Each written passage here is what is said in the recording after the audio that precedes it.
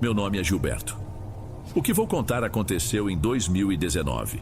Pouco tempo depois de eu ter conseguido uma transferência para um hospital bem grande, desses que são referência para uma região inteira. Eu era enfermeiro e tinha vindo de uma unidade pequena, quase familiar. Então o tamanho de tudo ali ainda me impressionava.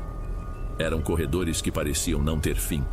Um fluxo de gente que nunca parava e um ritmo de trabalho que principalmente no início me deixava exausto.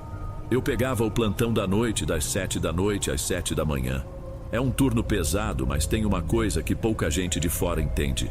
A calmaria que se instala depois das 2 ou 3 da madrugada. O silêncio nunca é completo, claro. Sempre tem o zumbido de alguma máquina, o som agudo e intermitente de um monitor ou o som abafado dos pneus do carrinho de medicação no piso. Mas é uma paz estranha, uma sensação de que o mundo lá fora parou e só aquele pequeno mundo de cura e dor continua funcionando. Naquela noite específica, tudo corria dentro do esperado. Era uma terça-feira, se não me engano, e o movimento tinha sido tranquilo. Eu estava no posto de enfermagem da minha ala, terminando de preencher umas fichas e sentindo o cansaço começar a pesar de verdade. É aquela hora em que um copo de café meio frio já não faz mais efeito e você começa a contar os minutos para ver o sol nascer. Foi justamente nesse momento de quietude que a luz de chamada de um dos quartos se acendeu. Quarto 208. Levantei da cadeira, o corpo já protestando um pouco. Dei uma olhada no painel. Quarto 208. Era a paciente que tinha operado o apêndice na tarde anterior. Uma moça chamada Adriane. Um procedimento simples, de rotina, que geralmente não trazia nenhuma complicação. Pensei no óbvio. Dor, dificuldade para dormir, algum desconforto com o soro. O de sempre. Caminhei pelo corredor silencioso, minhas sandálias de borracha fazendo um som macio no piso encerado. A luz principal da ala fica apagada nesse horário. Só as pequenas luminárias de emergência nas paredes e a claridade que entrava pelas janelas no fim do corredor. Empurrei a porta do quarto 208 com cuidado para não fazer barulho. Lá dentro, os outros 2 pacientes dormiam profundamente. Um deles até roncava baixo. Adriane era a única acordada. Ela estava sentada, ou melhor, meio erguida sobre os cotovelos, olhando na minha direção assim que entrei. Dava para ver só a silhueta dela contra a luz do corredor. Quando me aproximei, vi o rosto dela melhor. Estava pálido, sim, mas não era aquela palidez de quem está enjoado ou sofrendo. Era diferente. Os olhos dela estavam muito abertos, fixos em mim, e ela parecia encolhida. Aproximei-me da cama e falei baixo no tom que a gente usa para não assustar ninguém. Oi, Adriane, tudo bem por aqui? Sentindo alguma dor? Ela só balançou a cabeça negativamente, sem tirar os olhos de mim. O normal seria a pessoa já começar a se queixar, mas ela ficou em silêncio. A medicação que ela tinha tomado horas antes deveria tê-la feito dormir pesado, mas ela estava ali, rígida e completamente desperta. E com medo. Era nítido que era medo. Toquei no braço dela. O pulso estava acelerado. O que foi então? Aconteceu alguma coisa? Ela demorou um instante para responder. Os olhos dela se moveram de mim para um ponto no quarto, na direção da maca vazia que ficava a uns 3 metros da dela, do outro lado do pequeno corredor de passagem. Quando falou, a voz era um sussurro tão baixo que eu precisei me inclinar para ouvir. Tinha uma mulher aqui, Gilberto. Agora mesmo. Uns minutos antes de você chegar. Eu franzi a testa sem entender. Uma mulher? Outra paciente? Eu não sei, ela disse, a voz tremendo um pouco. Ela entrou quieta, eu nem ouvi direito. Quando vi, já estava deitada naquela cama ali, a da frente. Segui o olhar dela. A cama estava vazia, arrumada com um lençol limpo e esticado, pronta para um próximo paciente.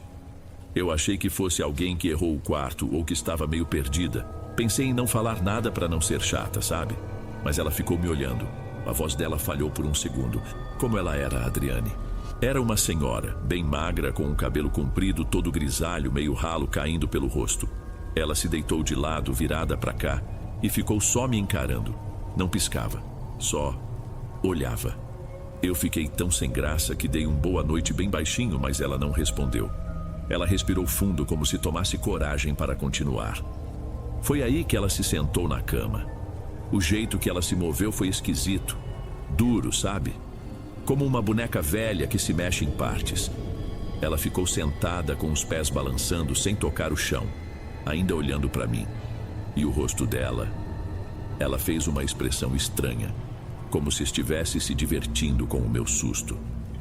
Adriane engoliu em seco. Seus dedos apertavam com força a beirada do lençol. E então, do nada, ela escorregou para fora da cama. Ficou de pé por um segundo e depois, ela se enfiou debaixo da maca. Rastejou para debaixo dela e sumiu. Eu fiquei aqui, parada, só olhando, esperando ela sair. Mas ela não saiu. Foi quando eu chamei você. Por favor. Ela me olhou com um medo que não era fingimento. Dá uma olhada lá. Vê se não tem ninguém aí. Por um instante eu fiquei parado. A parte lógica do meu cérebro, a parte treinada, já buscava uma explicação. Efeito da anestesia que às vezes causa alucinações ou sonhos muito vívidos. Confusão mental pós-cirúrgica. O próprio ambiente do hospital que já é intimidador para qualquer um. Mas o pavor na voz dela era real. Não se finge um medo daquele. Fica calma, Adriane. Eu vou olhar agora mesmo, eu disse, tentando manter a voz o mais neutra possível. Dei a volta na cama dela e caminhei os poucos passos até a maca vazia. Cada passo parecia fazer um eco no silêncio do quarto. Eu sentia os olhos dela em mim, seguindo cada movimento. Chegando na beira da cama, hesitei por um segundo. Era ridículo, eu sabia, mas uma parte de mim sentiu um arrepio só com a possibilidade de encontrar alguma coisa ali. Forcei-me a ser prático. Agachei sentindo o joelho estalar e o cheiro forte de desinfetante subir do piso. E olhei debaixo da estrutura de metal. Não havia absolutamente nada. Só o piso claro e frio refletindo a luz fraca que vinha do corredor. Nenhum sinal de que alguém tivesse estado ali. Levantei, passei a mão no uniforme para limpar uma poeira imaginária e me virei para ela com o sorriso mais tranquilo que consegui fazer. Não tem ninguém aqui, Adriane. Está vendo? Totalmente vazio. Ela deve ter se levantado e saído sem você perceber. Às vezes um paciente fica meio desorientado e entra no quarto errado. Mas pode ficar tranquila, eu mesmo fico de olho na porta da ala. Ninguém entra ou sai sem a gente ver. Ela não pareceu totalmente convencida, mas a presença de outra pessoa ali, agindo com normalidade, pareceu diminuir a tensão dela. Acenou com a cabeça, afundando um pouco no travesseiro. Fui até o posto, peguei um calmante suave e dei para ela com a desculpa de que a ajudaria a relaxar. Ela tomou sem questionar. Voltei para a minha cadeira no posto de enfermagem. Uma colega estava passando um café e eu comentei por alto, mais para desabafar do que para esperar uma resposta. A moça do 208 acordou assustada. Disse que viu uma mulher estranha no quarto. Minha colega deu de ombros sem nem olhar para mim. Normal, a anestesia é assim mesmo, cada um reage de um jeito. Eu sabia que ela estava certa. Era a explicação mais lógica. Mas enquanto eu tentava voltar a me concentrar nas fichas, a imagem que não saía da minha cabeça não era a da tal senhora, que eu nem tinha visto. Era a do pavor nos olhos de Adriane. Aquilo não parecia ter vindo de um sonho. O resto daquela noite passou sem mais nenhum alarme. O calmante fez efeito e Adriane dormiu até o amanhecer. No dia seguinte, quando passei no quarto dela antes de fechar meu plantão, ela já estava com outra aparência. Mais corada, sentada na cama e parecia um pouco sem graça de me encarar. Eu perguntei se ela tinha descansado bem e ela só concordou com a cabeça. Antes de eu sair, ela perguntou com a voz baixa: "E aquela senhora, vocês descobriram quem era?" Eu hesitei por um segundo. Não gosto de mentir, mas a última coisa que eu queria era que ela saísse do hospital com aquela imagem na cabeça. "Ah, sim", inventei na hora. Era uma paciente do andar de cima. O remédio novo a deixou meio confusa. Mas já conversamos com a equipe de lá. Está tudo sob controle. Não se preocupe. Vi o alívio tomar conta do rosto dela. Naquela mesma tarde ela recebeu alta. E com a saída dela, o caso parecia oficialmente encerrado. A explicação que eu tinha dado a mim mesmo, a da anestesia, parecia suficiente. A rotina do hospital atropela tudo, engole as coisas. Os dias seguintes foram a correria de sempre. Uma emergência, um parto complicado, a burocracia interminável das fichas. A história da Adriane foi ficando para trás, se tornando só mais uma daquelas histórias estranhas de plantão que, com o tempo, a gente nem sabe mais se aconteceram de verdade. Só que para mim, algo tinha mudado. Era sutil. De vez em quando, ao passar por um quarto vazio, eu me pegava olhando por um segundo a mais para o vão escuro debaixo do leito. Um reflexo. Um pensamento rápido que eu logo afastava. Era bobagem, mas estava lá. Já tinha passado mais de uma semana. Eu estava na copa durante meu intervalo esperando a água esquentar para o café. O assunto já estava praticamente esquecido, enterrado sob o cansaço e as novas preocupações. Foi quando a Sabrina, uma das enfermeiras mais antigas e respeitadas da nossa ala, entrou para encher a garrafinha dela. A gente trocou um boa noite rápido, aquele cumprimento cansado de quem já está na metade do turno. Enquanto a máquina fazia um barulho para esquentar a água, eu não sei bem porquê, talvez só para quebrar o silêncio, comentei. Aconteceu uma coisa esquisita na minha ala semana passada. Uma paciente jurou que viu uma mulher estranha no quarto dela no meio da noite. Eu esperava que ela risse ou que emendasse com uma história própria, ainda mais bizarra, como o pessoal mais antigo costuma fazer para assustar os novatos. Mas Sabrina não riu. Ela parou de encher a garrafa d'água e se virou lentamente na minha direção. A expressão no rosto dela, que antes era de cansaço, mudou. Ficou séria, atenta. Uma mulher estranha? Ela perguntou e o tom de voz dela já não era casual. Continuei já sentindo um frio na boca do estômago com a reação dela. Uma senhora magra de cabelo grisalho. A paciente disse que ela entrou, deitou numa cama vazia, ficou encarando e depois se escondeu debaixo da maca. Sabrina ficou me olhando em silêncio por uns segundos. Ela olhou por cima do ombro na direção do corredor, como se para ter certeza de que estávamos sozinhos. Então se aproximou um pouco mais e falou com a voz baixa e firme. Gilberto, repete para mim, por favor, como era a descrição dela. Eu estranhei o pedido, mas atendi. Repeti cada detalhe que Adriane tinha me contado. A magreza, o cabelo ralo e comprido, a camisola do hospital, o jeito que ela se moveu, a careta que ela fez e, por fim, o ato de se esconder debaixo do leito. A cada palavra que eu dizia, eu via uma espécie de reconhecimento aterrorizado se formar nos olhos de Sabrina. Ela parecia genuinamente abalada. Quando terminei de falar, ela passou a mão no rosto e respirou fundo, como se estivesse se preparando para dizer algo difícil. Eu não posso acreditar nisso. A mão dela segurou meu braço, estava fria. Vem cá, não vamos falar disso aqui. O que eu vou te contar aconteceu com um paciente meu há 3 dias. É a mesma mulher, Gilberto. Eu tenho certeza. Só que com ele foi um pouco diferente. Ela deixou uma coisa para trás. Sabrina me levou até o fim do corredor para um canto mais escuro, perto de uma janela grande, que dava para um pátio interno, mal iluminado. O zumbido das máquinas do hospital parecia mais distante ali. Ela se encostou na parede e cruzou os braços, como se sentisse frio. Foi com o paciente do 214. Ela começou, a voz pouco acima de um sussurro. O nome dele é Linneu. Um cara de uns 30 e poucos anos, forte, operou o joelho. Ele não é, nem de longe, o tipo de pessoa que se impressiona ou inventa coisas. É direto, até meio grosso às vezes. Eu ouvia em silêncio, sentindo meu coração acelerar um pouco. Ele me contou no dia seguinte ao que aconteceu, quase como uma queixa. Disse que acordou no meio da noite com a sensação de que tinha alguém no quarto.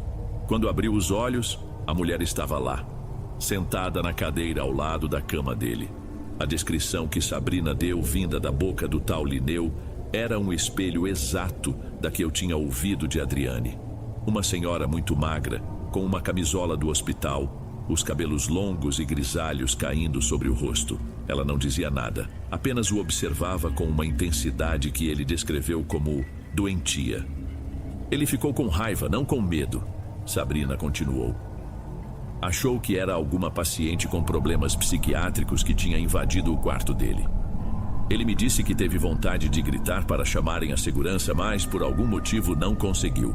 Ficou só encarando de volta, furioso. Segundo Linneu, depois do que pareceu muito tempo, a mulher se levantou, caminhou sem pressa até a maca vazia do outro lado do quarto, deitou e continuou a encará-lo. E então, assim como na outra história, ela simplesmente deslizou para o chão e se arrastou para debaixo da cama, sumindo na escuridão. Ele ficou acordado até o amanhecer, esperando que ela saísse, mas nada. E por que ele não chamou ninguém? Perguntei, a minha voz saindo mais rouca do que eu esperava. Porque ele achou que ia parecer louco. E porque ele estava convencido de que na manhã seguinte ia encontrar a tal senhora em algum quarto e fazer um escândalo. Mas o ponto principal, Gilberto, não é nem esse. Sabrina se aproximou um pouco mais e eu pude ver que ela estava genuinamente assustada. Ele não acordou com a sensação de estar sendo observado. Ele acordou com o barulho, um som baixo, mas nítido. O som de alguma coisa pequena e dura sendo colocada, uma por uma, sobre a mesinha de cabeceira dele. Ela fez uma pausa e o silêncio que se seguiu foi pesado, denso. Quando ele acordou de vez, depois que a mulher sumiu e a raiva deu lugar a um sentimento estranho, ele olhou para a mesinha. E na penumbra, ele viu o que ela tinha deixado sobre a mesa. Eu prendi a respiração. Era um montinho de sementes de girassol. Umas 10, talvez 12, descascadas, arrumadas em um círculo pequeno e perfeito. Senti um vácuo no estômago, semente de girassol. Um detalhe tão específico, tão mundano e tão absurdamente sem sentido, que tornava tudo 1000 vezes mais real do que qualquer grito ou aparição. Era um ritual. Tinha um padrão. Eu vi, Gilberto. Sabrina afirmou como se lesse minha descrença. Ele me mostrou. Juntou as sementes com a ponta dos dedos, com nojo, e jogou no lixo na minha frente. Eu chequei os registros de todos os andares. Perguntei discretamente para as outras equipes. Nenhuma paciente com aquela descrição deu entrada no hospital. Ninguém viu nada. É como se ela nunca tivesse existido. Ficamos ali parados no meio do corredor frio, o som distante de um monitor cardíaco marcando o tempo. A minha explicação racional, a da anestesia, do sonho, tudo aquilo tinha ido por água abaixo. Eram duas histórias de duas pessoas diferentes que não se conheciam, confirmando o impossível. Sabrina me olhou uma última vez, o rosto sério sob a luz fria do corredor. Escuta, Gilberto, essa história morre com a gente. Nós não vimos nada, não ouvimos nada. É melhor para todo mundo. Dizendo isso, ela se virou e caminhou de volta para a agitação do posto de enfermagem, me deixando sozinho naquele canto escuro, com um frio que não vinha da corrente de ar da janela. Nós nunca mais tocamos no assunto. Nos meses e anos que se seguiram, nenhum outro paciente, nenhum outro colega jamais relatou ter visto uma senhora magra de cabelos grisalhos vagando pelos quartos. Foi como se aquela entidade, ou o que quer que fosse aquilo, tivesse escolhido aquelas 2 noites para se manifestar, e depois, tão silenciosamente quanto surgiu, tivesse desaparecido. Mas ela não desapareceu para mim. Não de verdade. Aquele hospital, que antes era para mim um lugar de ciência, de procedimentos e de lógica, passou a ter um outro lado para mim. Um lado escuro que eu sentia pulsar nas horas mais quietas do plantão, nos corredores vazios, no silêncio entre os bips dos monitores. Isso foi em 2019. Já se passaram alguns anos. Eu continuo na profissão e até hoje não falha uma vez. Toda noite, quando entro em um quarto de hospital à noite e vejo uma cama vazia, eu não consigo evitar. É um reflexo, mais forte que eu. Meus olhos descem por um instante e encaram o vão escuro debaixo do leito. É só uma fração de segundo, o suficiente para eu me lembrar da mentira que contei para a Adriane. Eu dei a ela uma explicação simples, uma paz que, sem que ela soubesse, custou a minha. Naquele dia, perdi para sempre o privilégio de acreditar que todos os monstros podem ser explicados.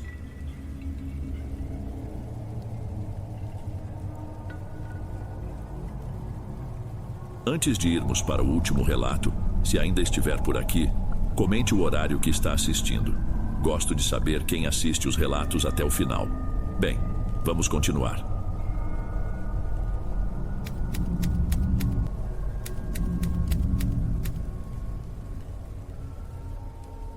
Boa noite, Dom.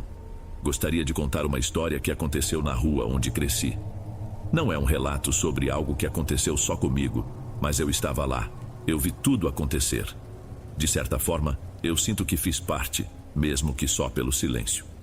Tudo isso começou em 1997. A minha rua sempre foi uma daquelas que não levam a lugar nenhum, sabe? Um corredor de sobrados quase todos iguais que terminava num muro alto, cinza, já tomado pela pichação. Por muitos anos foi um lugar que hoje parece até mentira de tão pacato. As crianças brincavam na rua até o sol baixar. E era comum ver os vizinhos com cadeiras de praia na calçada no fim de tarde, só conversando e vendo o tempo passar. Mas essa tranquilidade foi se desfazendo aos poucos, sem que a gente percebesse direito o tamanho do problema. Começou com um rádio de carro levado durante a madrugada.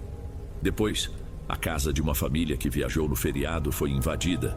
Levaram pouca coisa, mas o pior foi que acabou a nossa sensação de segurança.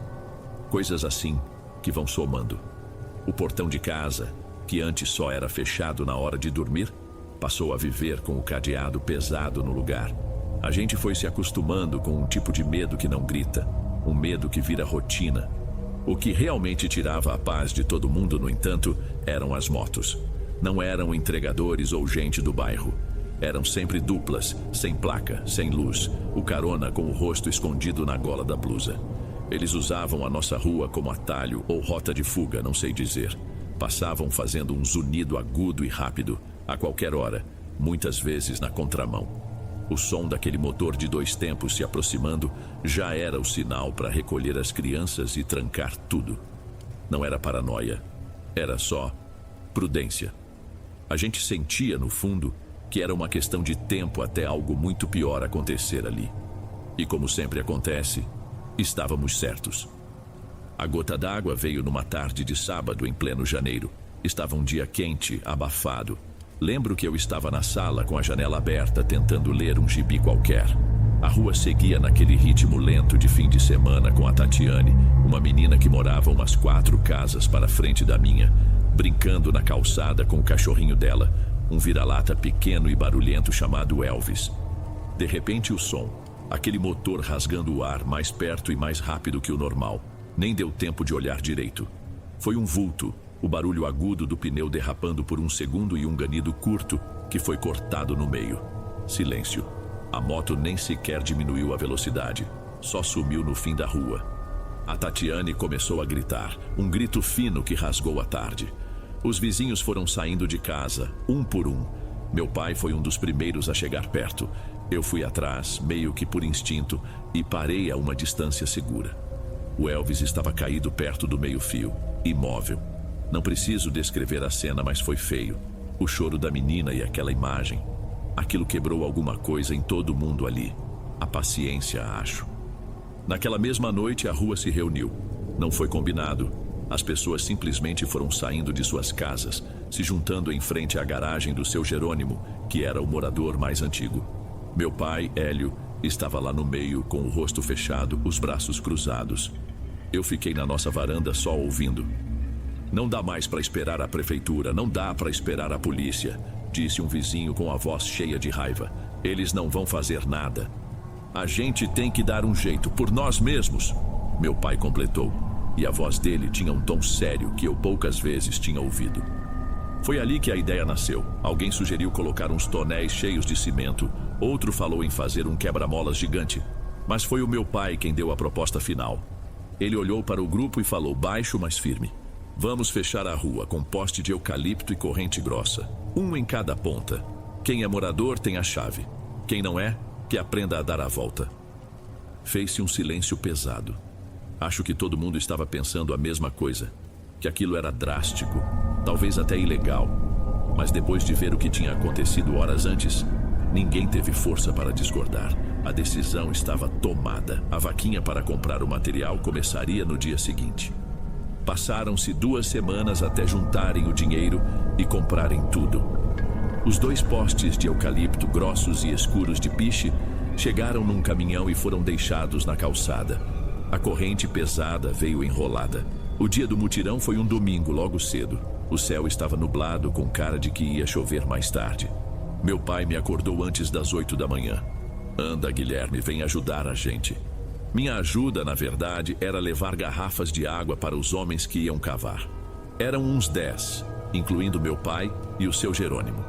Eles se juntaram na entrada da rua, em frente a uma casa que estava para alugar há anos, com a pintura descascada e o jardim tomado pelo mato. Era o lugar perfeito para o primeiro poste. O clima era quase de festa, sabe? Um espírito de equipe, todo mundo unido por uma causa. As pás e picaretas batiam na terra num ritmo constante. No começo, a terra devolvia o de sempre, pedras, raízes, muito lixo plástico. Mas quando o buraco já passava de 1 metro, as coisas começaram a ficar esquisitas. Primeiro saiu um pedaço de tecido que parecia uma camisa todo podre. Depois uma mochila de lona pesada de terra molhada. Um dos vizinhos, o pai de um colega meu, abriu e só tinha papel desfeito e um cheiro ruim. Que cheiro é esse? Ele perguntou, largando a mochila no chão. Deve ser algum bicho morto, respondeu outro sem dar muita importância e limpando o suor da testa.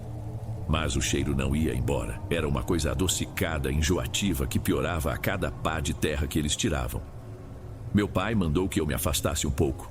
Foi aí que a picareta de um deles bateu em algo que não fez barulho de pedra. Fez um som fofo, abafado. Ele parou, olhou para os outros. Tem alguma coisa aqui. Ele se ajoelhou e começou a cavar com as mãos, afastando a terra com cuidado. Os outros se juntaram em volta, curiosos. Eu espichei o pescoço para ver. Vi quando ele puxou algo pálido e amarelado. Parecia um pedaço de cano, mas a terra que caiu revelou os dedos. 5 dedos, com unhas sujas de terra. Ninguém gritou. O que aconteceu foi um silêncio repentino, total. O som das pás, as conversas, tudo parou. Um dos homens deu uns passos para trás e se apoiou no muro, com a mão na boca, como se fosse vomitar. Outro largou a pá que caiu no chão fazendo um barulho seco. Seu Jerônimo fez o sinal da cruz devagar, os lábios se movendo numa reza silenciosa. Meu pai ficou parado, olhando fixamente para o buraco, e o rosto dele tinha uma expressão que eu nunca tinha visto. Uma mistura de espanto e outra coisa. Uma coisa dura, calculista. Ele olhou em volta para os rostos de cada um dos vizinhos e depois olhou para mim. Aquele olhar mandava eu ficar quieto, e eu entendi na hora. Aquele não era mais um mutirão, era outra coisa. Meu pai foi o primeiro a quebrar o silêncio. A voz dele saiu baixa, controlada. Afastem, ninguém toca em mais nada. Mas a curiosidade, ou talvez o horror, era mais forte. Com a ponta de uma pá, outro vizinho cutucou a terra ao lado da mão. Mas terra solta caiu, revelando um braço, um ombro, o contorno de um rosto virado para baixo. Era um corpo inteiro. O cheiro adocicado ficou insuportável e eu senti meu estômago revirar. Meu Deus do céu! Sussurrou a dona Samara, uma senhora que tinha vindo trazer uma garrafa de café e se deparou com a cena. Achar o primeiro corpo já foi um choque, mas não parou ali. Meu pai, com o rosto sério, apontou para um ponto um pouco mais adiante, onde a terra parecia mais fofa. Cava ali, devagar. Ninguém entendeu o porquê, mas obedeceram. E a menos de 1 metro de distância, a picareta encontrou de novo aquela resistência macia. E outro corpo apareceu. E depois outro. No total, naquele pequeno trecho, eles encontraram 5. 5 corpos em diferentes estágios, uns mais apodrecidos que os outros. Alguns mais preservados, outros já quase só ossos e farrapos de roupa.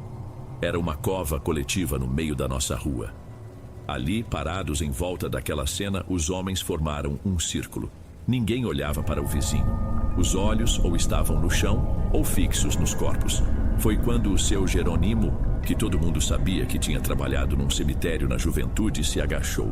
Ele não tocou em nada, só observou, com uma experiência prática que me deu um arrepio. Ele se levantou limpando a terra do joelho da calça. Pelo estado deles, ele disse a voz rouca, nenhum tem mais de uns 3, 4 anos aqui. Coincide com a época que a prefeitura fez o asfalto novo. E tem outra coisa. Ele parou olhando para o buraco como se estivesse medindo algo. Pela disposição, pelo espaço vazio entre o quarto e o quinto, parece que falta um. Parece que já tiraram um daqui há algum tempo. A frase dele ficou no ar. 5 corpos era um pesadelo. A ideia de um 6º desaparecido era algo que minha mente nem conseguia processar. Foi aí que a discussão começou em sussurros. A gente tem que ligar para a polícia, disse um dos mais novos, um rapaz que tinha se mudado há pouco tempo para a rua. Meu pai virou para ele na mesma hora, o olhar duro. Ligar para a polícia, para quê? Para eles interditarem a rua por meses, talvez anos? Para revirarem a vida de cada um de nós? Para sermos os primeiros suspeitos? Mas, Hélio, isso é um crime. O rapaz insistiu, a voz falhando. E o que aconteceu com o cachorro da Tatiane não foi? E as casas arrombadas? E as motos passando aqui prontas para levar o próximo? Meu pai rebateu, a voz subindo um pouco, mas sem gritar. A gente liga, eles vêm, fazem um monte de perguntas, não acham nada e vão embora. E a gente fica. Com a rua aberta, com os mesmos problemas, e agora conhecidos como o pessoal da rua do cemitério. Vocês querem isso? Ninguém respondeu. O argumento dele, por mais torto que fosse, fazia um sentido terrível. Era a nossa paz contra a justiça por gente que nem conhecíamos. E naquela rua, naquele dia, a nossa paz pareceu valer mais. O silêncio que se seguiu foi a resposta. Foi a sentença. Ninguém ia ligar para lugar nenhum. A decisão de não fazer nada era, na verdade, a decisão de fazer tudo. O problema agora era o que fazer com aquilo. Os corpos não podiam ficar ali, expostos no meio da rua, para o sol da manhã iluminar. Foi o seu Jerônimo quem deu a solução, com a mesma calma assustadora de antes. Ele explicou que conhecia um cemitério grande municipal numa cidade vizinha. Um lugar com tanto movimento e tão pouca vigilância que ninguém notaria alguns sacos pretos sendo deixados numa cova anônima, daquelas que o poder público abre para quem não tem família. O plano era simples e horrível: colocar os restos em sacos de lixo, os mais resistentes que encontrassem, e transportá-los na calada da noite. Vi o pai do meu colega, o mesmo que encontrou a mochila, abrir a boca para protestar, mas ele olhou para o rosto do meu pai, depois para o buraco no chão, e se calou. Ninguém mais discutiu. Apenas concordaram com um aceno de cabeça. Meu pai e mais 3 vizinhos se ofereceram para a tarefa. Eu não consegui dormir naquela noite. Fiquei na janela do meu quarto, que dava para a rua. Por volta das 2 da manhã, a luz de um único poste iluminava a cena. A Kombi de um dos vizinhos, que ele usava para fazer pequenos fretes, encostou em silêncio perto do buraco. Não houve conversas, apenas gestos rápidos e eficientes. De longe eu via os vultos escuros se movendo. Vi meu pai, junto com os outros, manuseando os sacos pretos e pesados. Cada saco que eles erguiam e colocavam na parte de trás do veículo parecia um soco no meu estômago. Eu não conseguia processar direito que meu pai, o mesmo homem que me ensinou a andar de bicicleta, estava fazendo aquilo. Não era uma questão de julgamento, não na hora. Era só estranheza. Parecia que o mundo que eu conhecia tinha virado do avesso. Eles trabalharam rápido. Em menos de meia hora, a Kombi partiu sem nem ligar os faróis até chegar na esquina. Os poucos que ficaram, incluindo seu Jerônimo, jogaram a terra de volta no buraco, socando bem com os pés e com as pás para não deixar vestígios. Quando o sol começou a clarear, não havia mais buraco, nem terra remexida, nem nada. A rua estava limpa, mas o ar parecia mais denso, mais pesado. Naquele domingo, ninguém colocou as cadeiras na calçada. Cada um ficou dentro da sua própria casa, com o peso do que tinham feito ou do que tinham permitido ser feito. O pacto foi selado ali, sem palavras, apenas com pás e sacos de lixo no meio da madrugada. Na semana seguinte, eles terminaram o serviço. Cavaram os buracos de novo, nos mesmos lugares, e fincaram os postes de eucalipto. O som da terra sendo compactada ao redor da madeira tinha um eco diferente agora. Esticaram a corrente grossa de um lado ao outro e fecharam com um cadeado enorme. Cada morador que contribuiu recebeu uma cópia da chave. A rua estava, enfim, fechada. E funcionou. De um dia para o outro, as motos desapareceram. O silêncio, especialmente à noite, era profundo. Mas não era um silêncio tranquilo. Tinha um peso, uma expectativa. Nos primeiros dias, qualquer barulho diferente fazia todo mundo olhar para a janela. A gente tinha resolvido um problema, mas criado um segredo enterrado debaixo do asfalto.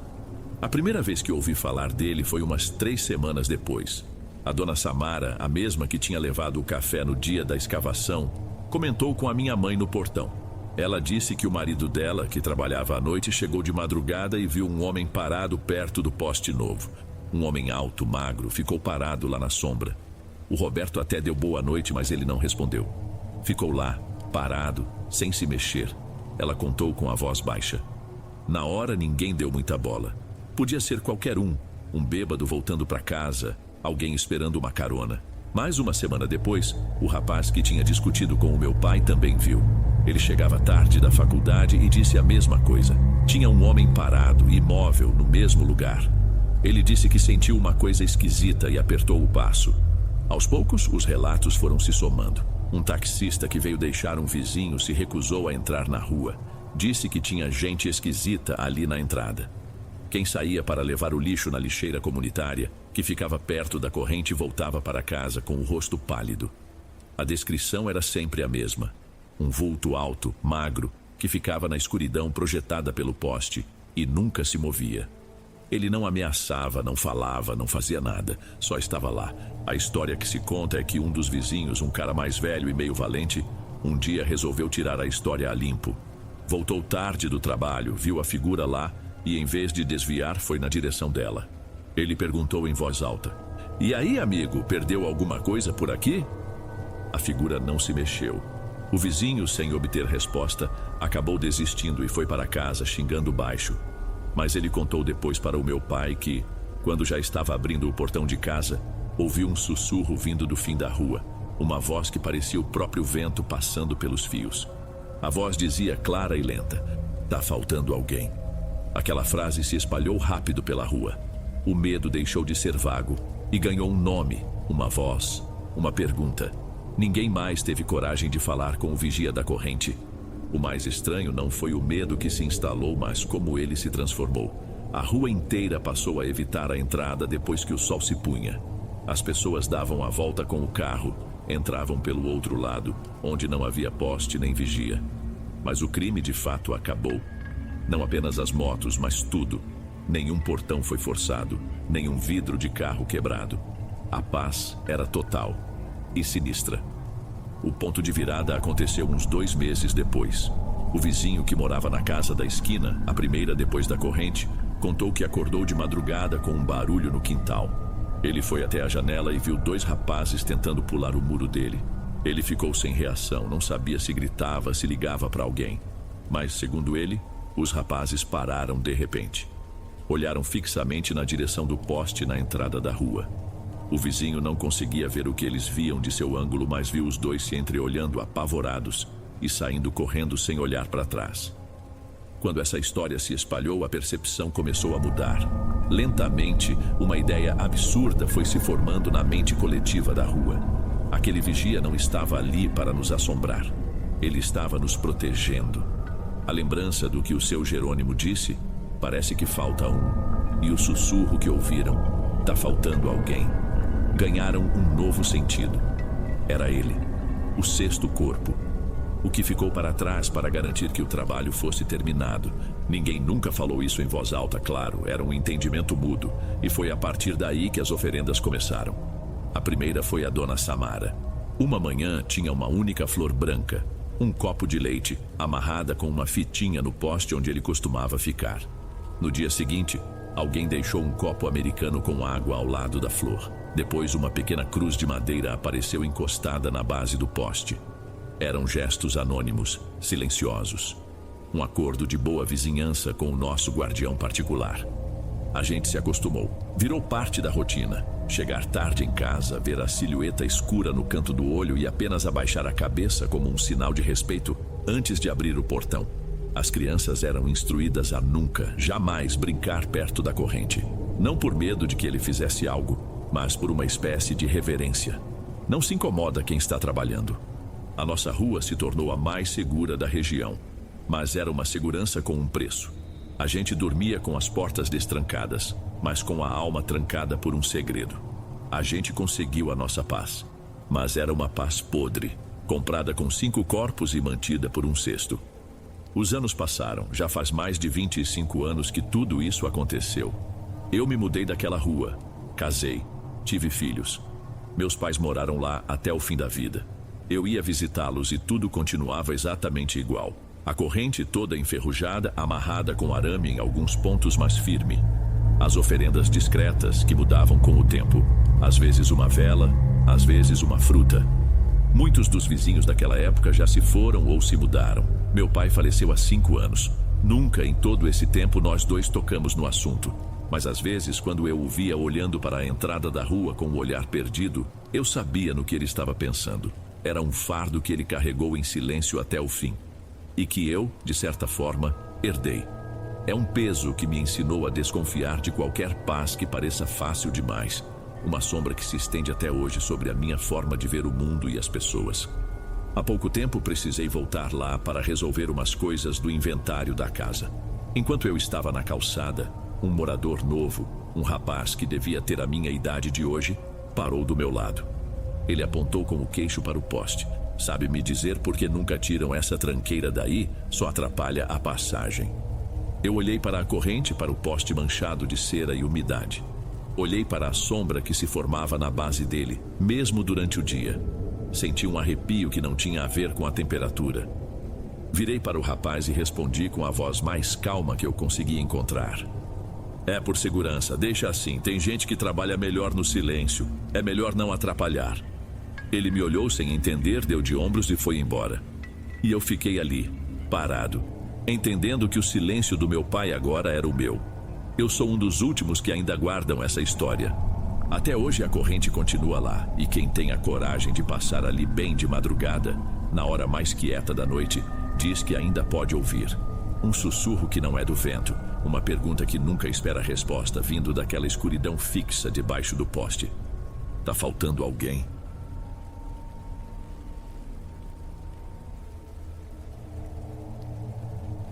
Antes de irmos para o próximo relato, se você é novo por aqui, não se esqueça de se inscrever no canal e ativar o sininho para receber as próximas histórias.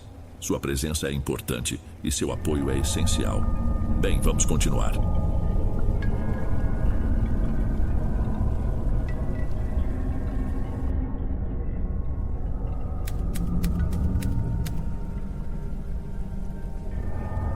Boa noite, Dom. Meu nome é Bruno. Decidi escrever porque o que aconteceu comigo, há pouco mais de um ano, ainda não faz sentido. É o tipo de coisa que você não conta para qualquer um, com medo de acharem que você enlouqueceu ou está inventando. Mas ouvindo seus relatos, sinto que talvez aqui eu possa ser entendido. Existe um lugar aqui no bairro, um ponto de ônibus que todo mundo que mora na região conhece, mas não pelo nome da rua. A gente se refere a ele como o Ponto das Cruzes. Fica numa área estranha, bem na fronteira entre a parte mais residencial, cheia de sobrados antigos com muros altos, e um terreno baldio gigantesco, que se estende por quase todo o quarteirão. Esse terreno é só mato alto e seco do tipo que estala com o vento e entulho que as pessoas descartam ali. E é justamente na beirada desse vazio, na calçada de terra batida, que elas estão, 3 cruzes de madeira, pintadas de um branco que já descascou com o tempo. São baixas, quase rentes ao chão. Se você passa de dia, na correria, pode ser que nem note. Mas quem é dali, sabe. Ninguém espera a condução exatamente naquele ponto. As pessoas se juntam uns 20 metros antes, ou atravessam a rua e ficam do outro lado. É um acordo silencioso. Ninguém precisa avisar, simplesmente se faz. À noite, então, nem se fala. A iluminação ali é ruim, limitada a um único poste com aquela luz alaranjada e fraca, que parece criar mais sombras do que qualquer outra coisa. Ainda assim, de algum jeito, você sempre consegue ver o contorno pálido das cruzes. A escuridão nunca as cobre por completo. A história que corre entre os mais velhos é que 3 moças morreram ali, muitos anos atrás. Foram atropeladas por um carro que subiu a calçada, sem faróis, e fugiu sem prestar socorro. Desde esse dia, o lugar ficou com essa fama. Dizem que às vezes, da janela das casas da frente, é possível ver vultos parados ao lado delas, imóveis, como se esperassem por algo ou alguém. Eu sempre tratei isso como lenda, uma história de interior que se adaptou à cidade, até a noite em que não tive escolha e precisei descer bem ali. Tudo aconteceu numa quinta-feira no final do inverno de 2023. Eu trabalhava num call center nessa época, no turno que acabava às 10 da noite. O caminho de volta para casa dependia de um transporte alternativo, uma van que fazia a linha do nosso bairro. Naquela noite o veículo estava praticamente vazio.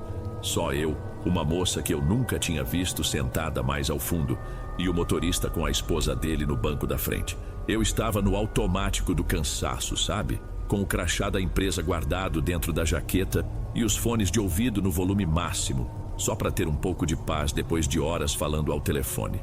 O casal da frente conversava baixo e dava umas risadinhas, mas tinha algo estranho no ar. De vez em quando, o motorista me encarava pelo retrovisor. Não era aquela olhada rápida para checar o movimento. Era um olhar demorado que parecia me medir e que se estendia também para a moça no fundo. A esposa dele fazia o mesmo, virando o rosto com uma impaciência que eu não conseguia entender.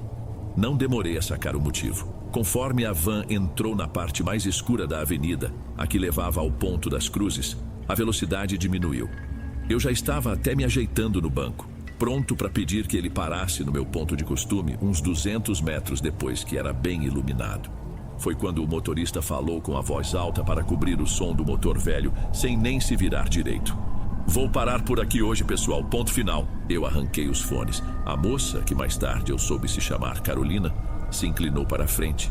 A voz dela parecia tão confusa quanto eu estava. Moço, mas o ponto final não é lá na frente? A mulher do motorista se virou para nós. O sorriso que ela deu não tinha nada de amigável. Era puro deboche. Pra gente, o final da linha é aqui, não havia espaço para discussão. Pelo tom de voz deles, não adiantava discutir. Ele parou a van bem em frente às cruzes, os faróis iluminando a madeira gasta por um segundo. Descemos em silêncio, eu e Carolina, e ficamos parados na calçada enquanto ele manobrava o veículo de forma barulhenta para fazer o retorno e sumir na direção de onde viemos. A última coisa que vi foi o rosto da mulher dele na janela, nos observando antes de serem engolidos pela escuridão. E ali ficamos, nós dois, parados no meio da calçada irregular, ouvindo o som do motor da van se afastar até ser engolido pela noite. O silêncio que ficou depois era estranho. Sabe quando você está num lugar e mesmo sem barulho, você sente a vibração da cidade ao redor? O zumbido distante do trânsito, um cachorro que late longe. Tudo isso tinha sumido, ou pelo menos parecia ter diminuído muito, como se alguém tivesse colocado um abafador sobre o mundo. O silêncio era tanto que eu conseguia ouvir o sangue pulsando nos meus ouvidos. Olhei para a moça ao meu lado, Carolina, como eu viria a saber. Ela agarrava a alça da bolsa com tanta força que os nós dos dedos estavam brancos. Seu rosto, sob a luz estranha do poste, parecia pálido, e ela não tirava os olhos do terreno baldio ao lado. Que gente esquisita, eu disse, e minha própria voz soou estranha, meio morta, sem eco. Falei mais para quebrar o clima pesado do que por qualquer outro motivo.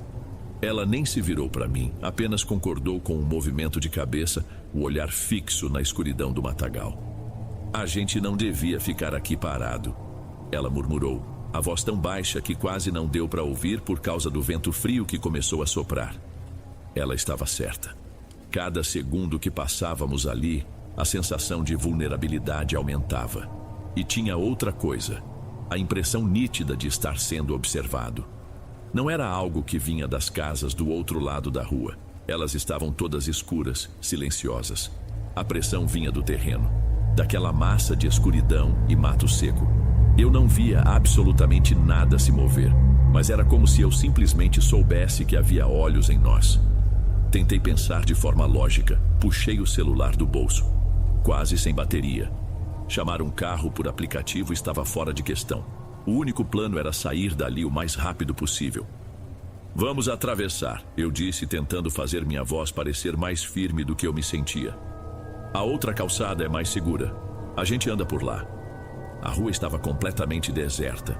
Nenhum carro, nenhuma pessoa. Uma calmaria que não era natural para uma quinta-feira, mesmo sendo quase 11 da noite. Carolina concordou, e demos um passo juntos em direção ao meio-fio, prontos para deixar aquele pedaço de calçada para trás. Foi nesse momento, quando nossos pés estavam prestes a tocar o asfalto, que a quietude foi quebrada. Não foi um barulho alto ou distante, foi um sussurro, uma voz de mulher tão perfeitamente clara e próxima que por um milésimo de segundo eu tive a certeza de que Carolina tinha falado comigo. A voz disse, soando como se estivesse bem ao lado do meu ouvido direito. Não atravessem agora. Foi tão nítido, tão presente no espaço que eu dei um solavanco para o lado por puro reflexo. Meu braço trombou com o de Carolina, que também tinha recuado bruscamente para a calçada. Nós nos viramos no mesmo instante, olhos arregalados, varrendo a escuridão em todas as direções. Não havia ninguém. A rua continuava completamente vazia. O terreno baldio era uma escuridão total. As janelas das casas continuavam escuras e sem vida. Você ouviu isso? A voz de Carolina era um fio, quase inaudível. Ouvi, respondi, e a palavra saiu seca da minha boca. Eu ouvi. Meu coração disparou. O ar pareceu ficar mais gelado, mas era um frio que não tinha a ver com a temperatura de fora. Era uma coisa que nascia dentro da gente. A mente busca uma explicação, não é? Pensei em alguém escondido, uma brincadeira de péssimo gosto, mas a qualidade do som Era pessoal demais. Não tinha o ruído de uma gravação, nem a distância de um grito. Era um sussurro, com a respiração e a textura de alguém que estava bem ali. Ficamos alguns segundos sem conseguir nos mover, apenas nos olhando, tentando encontrar no rosto um do outro a confirmação de que não estávamos loucos. E então a voz retornou. Dessa vez parecia mais distante, mas ao mesmo tempo vinha de todos os lados. Era mais baixa, quase um lamento. Aqui é bastante perigoso. A frase morreu no ar e foi seguida por um som que eu não consigo descrever direito. Parecia o começo de uma risada, mas uma risada que foi engasgada, que se quebrou no meio. Um som oco, cheio de pânico. Foi esse som que fez a gente se mexer. Aquilo não era humano. Vamos embora, agora, eu disse, e não era mais uma sugestão.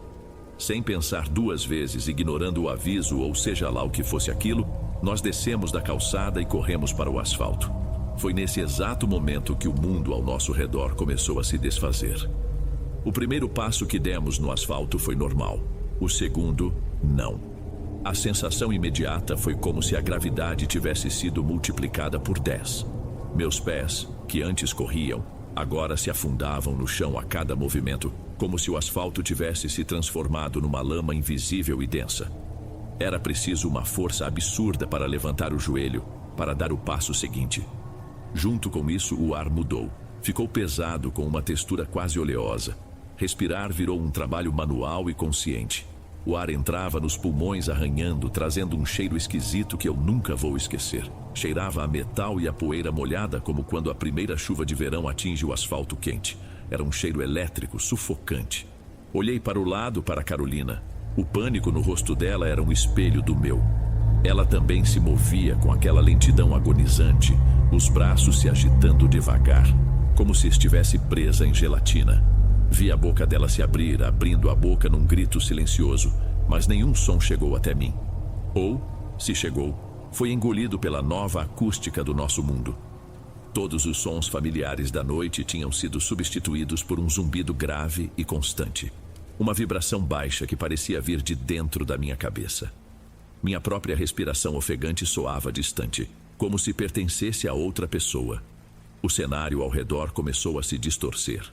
As luzes das casas, a silhueta das árvores, tudo parecia derreter e ondular nas bordas da minha visão, como se eu estivesse olhando o mundo do fundo de uma piscina. O tempo se quebrou. Nossa corrida de poucos segundos virou uma caminhada lenta e horrível. A outra calçada, que estava a apenas alguns metros de distância, agora parecia inalcançável, um objetivo a quilômetros de nós.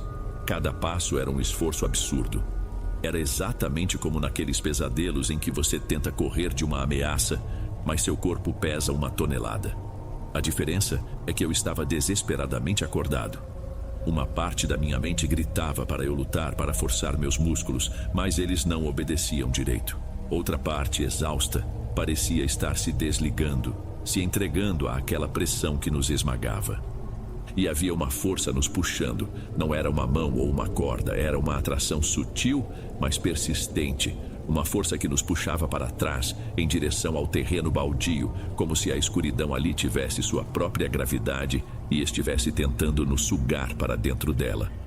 Estávamos presos no meio da rua, numa armadilha invisível, e uma certeza fria começou a tomar conta de mim. A gente não ia conseguir chegar ao outro lado. Foi quando as luzes apareceram. 2 pontos de luz branca e ofuscante rasgaram a escuridão no final da rua. Não era a luz amarelada e quente de um farol comum. Era uma luz fria, quase azulada, que não iluminava o ambiente ao redor. Ela parecia existir apenas como 2 feixes sólidos focados diretamente em nós. O veículo, ou o que quer que fosse, se aproximava numa velocidade absurda. A distância que nos separava foi consumida em um piscar de olhos. Pude ver o contorno de um carro grande e escuro, mas os detalhes eram indecifráveis, como uma fotografia borrada pelo movimento excessivo. E então veio o som. Não posso chamar aquilo de buzina, foi um grito. Um grito de metal agudo, estridente e distorcido, que não veio de fora para dentro, mas explodiu de dentro para fora, bem no centro do meu crânio. Foi uma onda de choque sonora tão violenta que me fez curvar, levando as mãos aos ouvidos num gesto inútil. O som não estava no ar. Estava nos meus ossos, vibrando em cada célula do meu corpo. Nesse momento, o pânico foi absoluto. Não havia mais raciocínio, não havia mais a luta para se mover. A certeza da morte é uma coisa estranhamente calma. Eu sabia com uma clareza que nunca tive sobre nada na vida que eu ia morrer ali, no meio daquele asfalto pesado, sob aquela luz branca e aquele grito de metal, exatamente como as 3 moças da lenda. Eu fechei os olhos com força. Não foi uma decisão, foi um reflexo animal. Meu corpo inteiro se encolheu, esperando o impacto, a dor terrível do metal rasgando a carne, o som dos meus próprios ossos se partindo. Esperei o golpe que me arremessaria, que me quebraria, que me apagaria. Todo o horror daquela noite, a luta contra o ar denso, a força invisível que nos puxava, tudo se resumiu àquele único instante em que eu simplesmente desisti. Eu não estava mais lutando, estava apenas esperando o fim. O grito metálico continuava a reverberar na minha cabeça, e a luz fria era tão intensa que eu podia vê-la através das minhas pálpebras. Senti um cheiro forte de borracha queimada no ar e esperei. O impacto não veio, a dor não chegou. Em vez do som de metal se chocando e ossos se partindo, o que aconteceu foi um toque. Meu pé, que continuava seu avanço em câmera lenta, finalmente tocou em algo sólido e diferente. Não era o asfalto pesado. Era a quina de cimento da calçada do outro lado da rua. No instante em que a sola do meu sapato raspou no meio-fio, o mundo estalou de volta ao lugar. Foi súbito, como se um interruptor tivesse sido ligado. A pressão esmagadora desapareceu. O ar se tornou leve de repente, e a primeira lufada que encheu meus pulmões foi tão intensa que me fez engasgar. Eu me dobrei, tossindo, puxando o oxigênio como um afogado que alcança a superfície no último segundo. Meus músculos, livres da resistência, pareceram fracos e gelatinosos, e eu quase desabei. O corpo, de repente, leve demais. O grito metálico na minha cabeça sumiu, substituído pelo som banal e bem-vindo dos grilos no mato e pelo ruído distante de um caminhão passando na avenida principal. Abri os olhos. A rua estava escura, silenciosa e completamente vazia. Não havia luz branca, não havia carro fantasma, não havia cheiro de borracha queimada. Havia apenas a noite comum e a luz fraca e amarelada do poste, que agora parecia patética e inofensiva. Virei-me para Carolina. Ela estava apoiada nos próprios joelhos, ofegante, o cabelo grudado no rosto molhado de suor. Lágrimas silenciosas escorriam e se misturavam ao suor. Nós nos encaramos por um longo momento e nos olhos dela eu vi o eco daquele pânico, a mesma incredulidade e o mesmo alívio doentio que percorriam meu corpo. "Você tá bem?" Consegui perguntar e minha voz saiu como um arranhão na garganta. Ela não conseguiu formar palavras, apenas balançou a cabeça positivamente 1, 2 vezes, ainda tentando normalizar a respiração. Ficamos ali na segurança daquela calçada por 1 minuto inteiro, talvez mais, apenas respirando. Meu corpo todo começou a tremer, uma reação atrasada da adrenalina. O mundo estava normal de novo, mas a lembrança do que tinha acabado de acontecer era tão nítida, tão física, que a normalidade parecia a verdadeira ilusão. Quando o tremor nas minhas pernas finalmente diminuiu o suficiente para que eu pudesse pensar direito, sem combinar, nós dois viramos ao mesmo tempo. Nós olhamos juntos para trás, de volta para o lugar de onde tínhamos escapado. E as 3 cruzes brancas estavam lá, como sempre estiveram. Só que dessa vez, elas não estavam sozinhas. Atrás de cada cruz recortada contra a escuridão do terreno, havia uma forma. Não era um corpo de verdade com contornos definidos. Era mais como uma mancha de escuridão mais densa que a própria noite. Silhuetas altas, magras, cobertas da cabeça aos pés com o que pareciam ser véus longos e escuros. Não se via rosto, mãos ou pés. Apenas as 3 figuras, uma para cada cruz, perfeitamente imóveis. Nós prendemos a respiração. E então as 3 cabeças veladas se viraram na nossa direção, num movimento lento, fluido e perfeitamente sincronizado.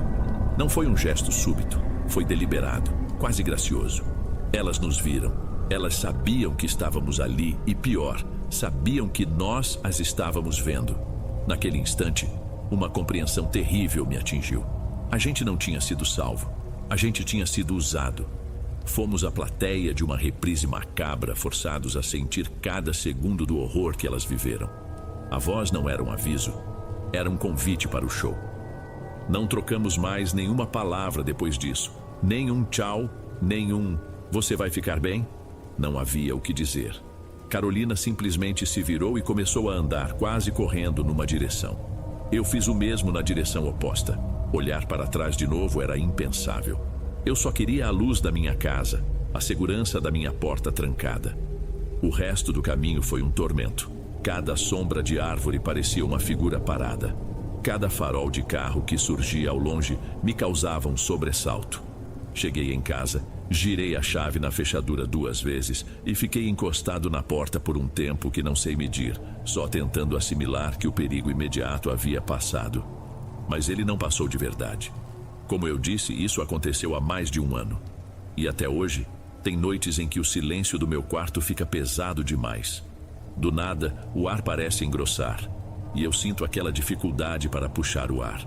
E às vezes, bem de vez em quando estou quase dormindo, mas ainda acordado, eu ouço aquele grito metálico, bem baixo e distante, ecoando não nos meus ouvidos, mas dentro da minha cabeça. Não é só uma lembrança, é a marca que ficou, a prova de que por alguns minutos eu não estava mais no meu mundo, eu estava no delas.